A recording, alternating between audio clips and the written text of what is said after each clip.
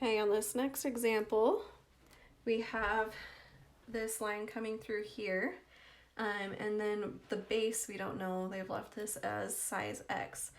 So on this one, they actually kind of give you more information than you need to know. We know all three sides of this smaller triangle, 9, 8, and 12, and we're just trying to find this side X. But based on the theorem we just learned, the side splitter theorem, if this line's parallel, then we know the sides are going to be proportional. So like this 8 to 2 is going to be proportional to this 9 and this side right here, but we don't know that piece. But it also works with this piece right here from B to E as well as D to E. So I can use this, and this piece is going to be proportional to the bigger triangle if I go all the way from B to C and then C to A. So we're just going to use here to here for one ratio, and then the bigger triangle from here to here for our second ratio. So I'll write that down. We'll do B to E, so this part, over the flat piece, AE, or sorry, DE, not A, and that's going to equal the bigger triangle, so B to C, over this piece right here, A to C. And so if we look at the information they gave us, B to E, we know that's 8 big. And then D to E, we also know is 12.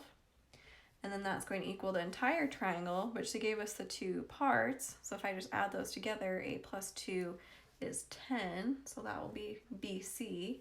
And then from A to C is just X big, and that's what we're trying to find. So then just like the last problems, we want to cross multiply. So 12 times 10 is 120, and then 8 times x is 8x. And then solving for x, we'll just divide by 8, divide by 8. So those cancel, and 120, if I divide that by 8,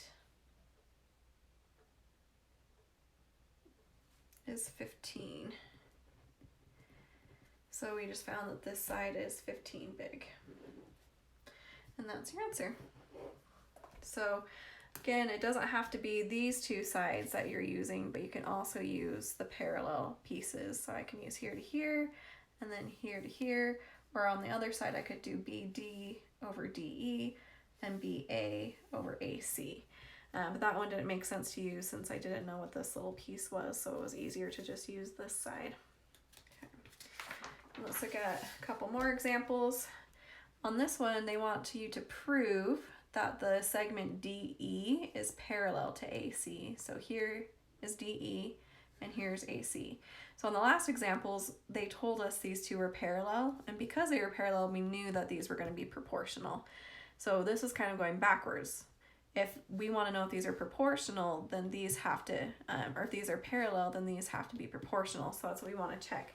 So we're not trying to find a side on this one like the last problems. We know both of these pieces, but in order for these two lines to be parallel, these need to be proportional. So if I set up my ratio for each side, here I would have 11 over 7. And then I would set up the other side, which would be 5.25 over 3.5. In order for these two lines to be parallel, these should equal each other. So all you have to really do is actually just divide both of these numbers and see, do you get the same decimal point? So if I do 11 divided by 7, that gives me 1.57, kind of keeps going. I want to see, do I get the same thing over here? So if I do 5.25 divided by 3.5, I get just 1.5 with no other decimals. So this one's a little bit different than this one. So because these don't equal each other, they can't be parallel lines. Because if these are parallel, then these two fractions would be the same proportion, which they're not.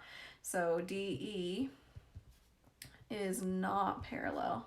We just do kind of that parallel line with a slash through it to AC. So that one is not parallel. Let's check this one. Again, they want to know, is DE parallel to AC? So we're checking, is this line parallel to this line? Again, if it works, then these two fractions are going to be the same. So if I set up my ratio for the left side, I'll have 9 over 3 and set that equal to 10.5 over 3.5. And we want to see, does this fraction actually equal this fraction? Because if it is, then that means they're proportional. And if they're proportional, then these two lines have to be parallel. Well, 9 divided by 3 is 3. That's easy to do. And 10.5, if I divide that by 3.5, actually ends up being 3 as well. So that one works. So we're good.